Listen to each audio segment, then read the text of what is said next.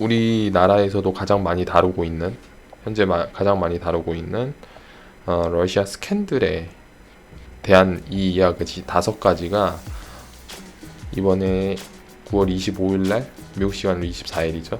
가장 핫하고 가장 뜨거웠던 이슈가 되겠습니다. 뭐 아마 다른 애널리스트 분들도 필수적으로 우크라이나에 대한 부분을 얘기를 할 것 같아요. 미국 우크라이나 스캔들, 존 바이든은 지금 민주당의 대통령으로 나올 예정이고 트럼프도 당연히 나오겠죠. 이 두 부분에 대해서 부딪힐 텐데 아주 간단하게 얘기를 그냥 해보려고 합니다.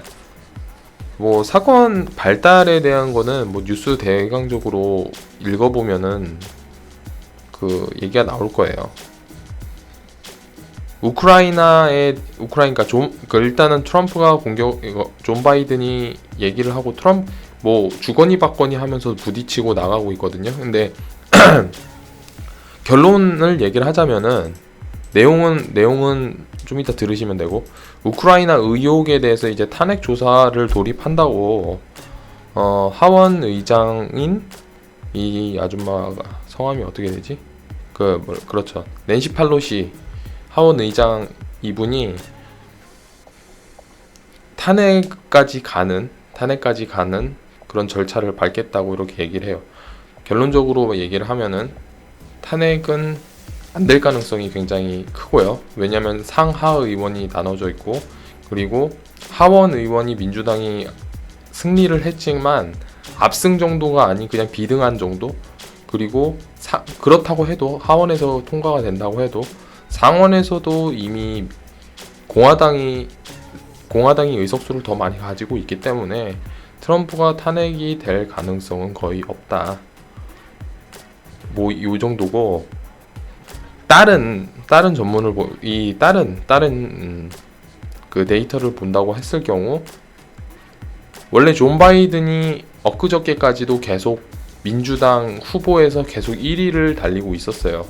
근데 이 우크라이나 스캔들 부분이 터지면서 존 바이든이 엘리자베스 워렌한테 밀렸죠. 그러한 정황으로 본다고 했었을 경우, 그리고 비공식적이지만 트럼프도 계속 그 지지율이 어느 정도씩 계속 올라가고 있어요.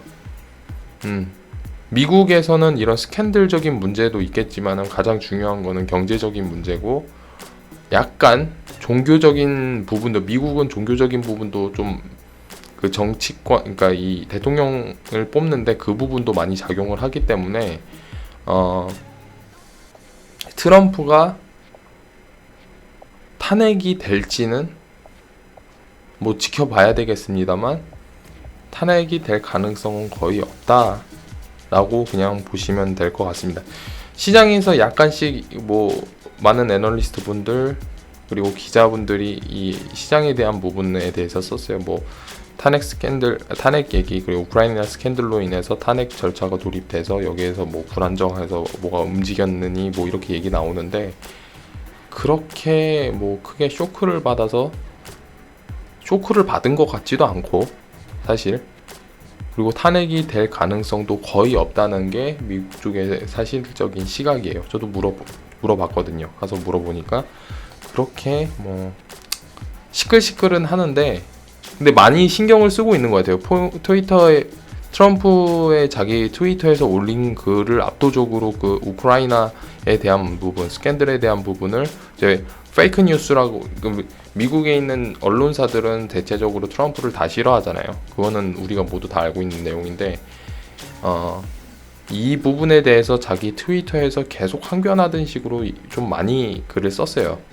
글을 조금 많이 쓰더라고요. 원래 좀 말이 트위터 미디어 정치를 굉장히 잘하고 거기 트위터에 글을 많이 쓰긴 하는데, 상대적으로 자기가 좀 쫄렸는지 아니면은 너무 억울했는지 몰라도 그 부분에 대해서 좀 많이 쓰더라고요.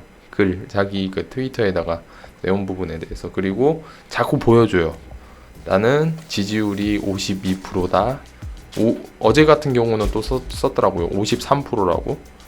이런 식으로 계속 자기가 이렇게 피력하는 걸 보면은 어느 정도 트럼프 본인한테도 내부적인 압박이 좀 있지 않을까. 근데 어느 정도 예상한 부분이 있어요. 이 탄핵에 대한 이야기가 언젠가는 나올 것이라는 걸 예상하는 부분이 있어요. 그 사건은 뭐 러시아 스캔들이 가능성이 크겠지만 거기에 연관돼 있었던 우크라이나 스캔들로 얘기가 나와 있네요. 왜냐하면 예전에도 뭐 여러 분석도 그래요. 음모론이라고 볼 수도 있어요. 음모론이라고 볼 수도 있는데 민주당은 바락 오바마 때부터 그리고 민주당 다수의 하원 의원, 상원 의원을 포함한 여러 의원들 그리고 공화당도 마찬가지죠. 중국이랑 약간 긴밀한 게 있거든요.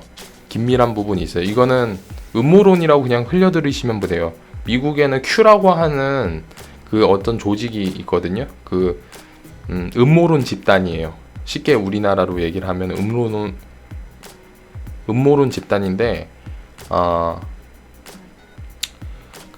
그 한번 찾아보세요. Q라고 해서 인터넷에서 찾아보면 다 나와요. 거기 음모론을 사실은 그 정치적으로 다 배제를 시켰거든요. 배제를 시키고 이제 뭐 다 무시하고 그랬었는데 트럼프가 16년 때 이제 자기네 공식적으로 서포트를 해주는 그걸로 받아들이면서 이제 Q가 지하에 있다가 뭐 지상으로 이렇게 나오게 된 계기가 됐죠. 그리고 옷 입었어요. We are the Q 이렇게 해서 플랜카드와 자기네 옷을 이렇게 페인팅해서 한 부분이 있는데 거기에 대한 내용을 약간만 얘기를 발췌를 해보면 버락 오바마 때 그 CIA 국장이었나요? 아니면은 그 통신국장이었나? 지금 잘 기억은 안 나는데 그 국장이 중국 버락 오바마가 이제 끝나고 나서 트럼프가 재선이 되고 나서 이제 그 국장도 나올 거 아니에요. 현재 중국과 연결해주는 브로커 역할을 하고 있다. 근데 투명성이 강조되고 있는 미국에서 이 불법을 행하지 않고 합법적 버락 오바마 때 통과시켰던 그 통신사에 대한 법들, 그러니까 막 화웨이 막 문제가 막 난리 나고 그랬었잖아요. 화웨이에 그 어떤 칩을 하고 어떤 프로그램을 설계를 그 안에 들어가 있어서 내부적 공유, 그 전화를 사용하는 사람 아니면 통신을 이용하는 사람들의 모든 개인정보 신상이나 아니면 그러니까 해킹을 한다, 쉽게 얘기를 하면 해킹을 한다 이렇게 얘기를 하는데 그 부분이 화두가 되고 사실로 드러났었잖아요. 그 우리나라에서 전 세계적으로 날리고 지금도 미국에서나 하이를 끝까지 조질라고 하고 있고 그거의 중간다리를 역할을 하고 있는 게 그 버락 오바마 때 통신장관이었다. 뭐 이런 얘기들이 있어요. 그렇기 때문에 중국에서는 지금 이게 왜 제가 이 말씀을 드리냐면 중국은 지금 굉장히 힘든 상태잖아요. 굉장히 힘든 상태고 미국은 호황을 누리고 있는 상태인데 뭐 2020년, 2022년에 뭐 리세션이 온다 이런 얘기 하지만 현실적으로는 지금은 호황이에요. 경기 회복이 아닌 호황으로 지금 다 나가고 있는 상태인데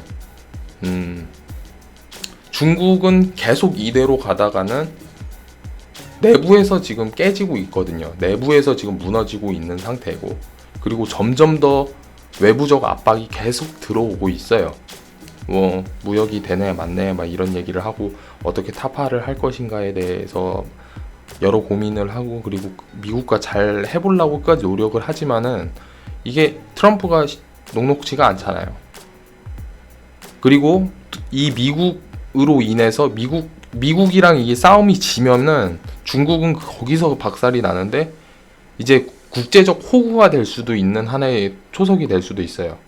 중국은 압박적으로 굉장히 압박을 받고 있기 때문에 어떻게든 트럼프를 떨어뜨려내고 싶긴 할 거예요. 물론 민주당의 누군가가 된다고 해도 미국은 중국의 압박에 대한 것은 변하진 않을 건데 트럼프처럼 하진 않을 거라는 아마 중국의 생각을 갖고 있는 것 같아요. 그러기 위해서 조금 더 유리한 입장 그리고 그냥 개인적으로 생각하기에는 중국에 미국에 있는 여러 하원이나 상원 의원, 그리고 정치적으로 누군가 있는 그런 사람들 같은 경우에는 중국이 그 뒤를 약간은 봐주고 있다라고 그냥 개인적으로는 생각을 해요. 그렇게 생각하는 사람들도 있고, 그 음모론자들처럼 생각하는 부분, 그런 생각을 좀 하고 있는데, 약점을 잡을 수가 있잖아요. 약점을 잡을 수 있죠. 대통령이 되면 더 좋겠고, 아니면 민주당이 그거를 가졌을 경우 더 좋을 텐데, 약점이 돼서 자신네들이 유리하게 좀 무역 협상이나 어떤 경제적 협상이나 이런 부분을 끌어갈 수 있기 때문에 트럼프를 낙선시키려고 굉장히 노력을 할 것 같아요. 제가 중국에 있는 사람이라고 한다면. 근데 반면 트럼프는 굉장히 특이한 사람이죠. 우리가 알다시피 트럼프가 대선에 나오기 전에 그 사람이 이 사람이 대통령이 될 것이라고 생각한 사람은 1%도 안 돼. 그 어느 곳이나 어떤 뉴스, 폭스에서 아마 0.5%인가 했던 걸로 제가 기억을 해요. 0.5% 정도를 얘기를 했었던 걸로 기억을 하는데, 그러고 나서 이제 이게 그 부시를 깨고 나가지고 1등을 했죠. 공화당에서 이제 1등을 하고 나서 힐러리랑 트럼프랑 이렇게 부딪혔는데, 여기서도 압도적으로 힐러리가 1등 한다 그랬어요. 거의 95%에서 100%가 다 힐러리가 될 것이다, 힐러리가 될 것이다, 그렇게 얘기를 했는데, 아주 소수의 사람들만 이제 트럼프가 된다고 얘기를 했고, 근데 미국 자체 내에서 분위기에서는 트럼프가 벌써 된 분위기였거든요. 외국에서는 이제 저희 나라 포함해서 많은 외국에서는 이제 트럼프는 사이코고 미친 사람이고 막 이런 부분에 대해서 계속 얘기를 했었잖아요. 근데 지금 결론이 어떻죠? 트럼프가 됐고, 그리고 그 힐러리가 얘기했었던, 이제 트럼프가 된다고 했었을 경우에는 이란과 전쟁을 할 거고, 북한과 전쟁을 할 거고, 뭐 러시아랑 뭐 더 긴밀한 조율이어가지고 우리나라 그 미국 자체에서 스파이, 그러니까 러시아에서 기술을 빼갈까다, 이런 부분에 대해서 다 얘기를 했는데, 트럼프는 근래에 들어와서, 근래도 아니죠, 거의 역사상, 미국 대통령 역사상 가장 전쟁을 안 하고 오로지 무역 협상, 이 외교 정책만으로 상대방을 압박감을 주는 그런 사람이에요. 그리고 군대의 본질을 좀 굉장히, 그 미국의 군인 그 파워를 굉장히 조금 잘 쓰는 사람이에요. 다시 제 얘기가, 군인을 잘 쓴다는 얘기는, 군비를 막 증강시키잖아요. 이 군대를 증강시키는 이유는 다른 나라와 맞짱을 뜨기 위해서, 그리고 부셔버리기 위해서 맞짱을 뜨는 게 아니고, 군대를 압도적으로 키워서 다른 나라들이 이 군대에, 그러니까 미국을 예로 들면은, 미국이 월등하게 세버리면은 다른 나라들이 덤빌 생각을 안 하잖아요. 막 얘기는 하겠지, 막 이란 같이, 아니면 이라크 같이, 우리는 뭐 괜찮을 거라고, 우리는 뭐 맞서 싸울 거라고 괜찮겠지만 두렵잖아요. 북한도 마찬가지고. 어느 나라가 미국이랑 싸우고 싶겠어요. 뭐 중국도 마찬가지고 러시아도 마찬가지고요. 무서운 건 다 무섭잖아요. 근데 이 군대를 더 강하게 만들어버려가지고 그냥 압박적인 조치만 한다고 했을 경우에는, 압박적인 조치를 지금 하고 있잖아요, 트럼프가. 물론 그 시리아에서 폭탄을 때려박은 거 같은 경우에서는 뭐 그런 일도 있겠지만은, 군대 물자를 최소화하면서 압박을 하는 사람이 트럼프라고 그렇게 생각을 하거든요. 트럼프라고 보고 있거든요. 그렇기 때문에 어떤 무역적 부분, 이 부분을 굉장히 좀 잘하고, 그리고 경제적 금융 상식이 굉장히 뛰어나요. 그 대통령 되기 전에 많은 엔터테인먼트적인 기질을 가지고 있고, 사업을 한 50개인가 해봤을 거예요, 이 사람이. 엔터테인먼트 사업도 했고 부동산 사업으로 시작해가지고 다방면의 사업을 다 했을 거예요. 요식업도 하고. 근데 거의 다 성공을 했어요. 거기에다가 금융 상식이 굉장히 뛰어난 사람이거든요. 금융적인 그 패러다임 부분, 그리고 국제 정세 부분에 대해서도 좀 약간 뛰어난 사람인 것 같아요. 그 사람도 굉장히 잘 뽑고, 주위의 사람들이 일단은 포진이 좀 잘 돼 있다고 생각을 하고, 실무, 정말 실리를 따주고 있는 그런 주위에 있는 포진돼 있는 사람들이 진짜 실무적인 사람들이 많이 포진되어 있기 때문에 현재 미국 경기의 주요 좀 잘 사는 호황인 원인도 대통령이 하나의 그 근간이 됐다고 그렇게 생각을 합니다. 어떻게 지금 계속 얘기를 하니까 트럼프에 대한 부분을 얘기를 했는데, 어쨌든 결론을 얘기하자면 트럼프는 그냥 탄핵 안 될 것이다 라는 게 결론이에요. 그냥 이거는 확신합니다. 거의 한 90% 확신해요. 트럼프는 탄핵이 안 될 것이다. 그리고 이대로만 그냥 간다면, 무의미하게 이 정도만 간다면 2020년 11월 3일날 59회 대통령이 있거든요. 대통령 그냥 될 것 같아요. 그냥 무난하게 요 정도 수준까지만 흘러간다면. 단 변수는 뭐가 있냐면 대형 유명 헤지펀드 매니저들, 짐 로저스, 우리가 좀 많이 잘 알고 있는 레이 달리오, 그리고 많은 경제학자들이 미국에 리세션이 온다고 얘기를 해요. 가깝게는 19년 4분기서부터 멀게는 2020년, 22년까지 이제 미국의 후퇴의 경기 리세션이 온다고 얘기를 하는데, 이 리세션으로 인해서 어느 정도 리세션이 올지가 좀 그 부분이에요. 한간의 연구소에 따르면 미시간에서부터 시작을 하는데, 미시간에서 리세션이 오고 그게 9개 주로 퍼질 건데, 9개 주도 리세션이 오는데, 이 9개 주뿐만 아니고 미국 50개 주 전반적으로 리세션이 오게 됐으면은, 이제 그레이트 리세션이 오면 그 2008년 서프라임 모기지처럼 막 그렇게 떨어지게 됐을 경우에 이제 트럼프가 타이틀을 내걸었었던 경기 부양, 그리고 Great Again, 그 미국의 미국을 더 위대하게, 그리고 2020년 또 그 트럼프 구호가 그 Keep America Great거든요. 그 지금 자기가 부흥시켰던 걸 유지하자라는 이 구호를 가지고 있는데, 이 구호가 바뀌어져 버릴 수도 있어요. 근데 그것만, 만약에 그 부분이, 그 리세션이 대통령 되고 나서 올지 대통령 후에 올지, 뭐 레이 달리오 같은 경우는 대선 전에 한 40% 리세션이 이거 잘 못 쓰겠다. 한 40% 정도 온다고 얘기를 하고, 2022년에 리세션이 올 거라고 예상하는 그 경제학자들이 한 70%가 그렇게 예측을 하고 있어요.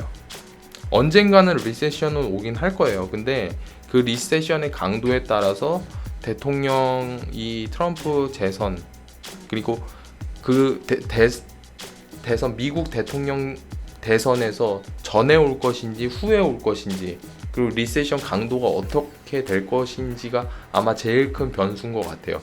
나머지 정치적 성향은 다 필요 없고, 이게 뭐 트럼프가 지금 옛날 닉슨처럼 워터게이트 사건 정도는 나오는 경우가 없거든요. 그러니까 아마 대선은 그냥 이 부분만 아마 가장 주요하게 봐야 될 부분이 아닌가 싶습니다.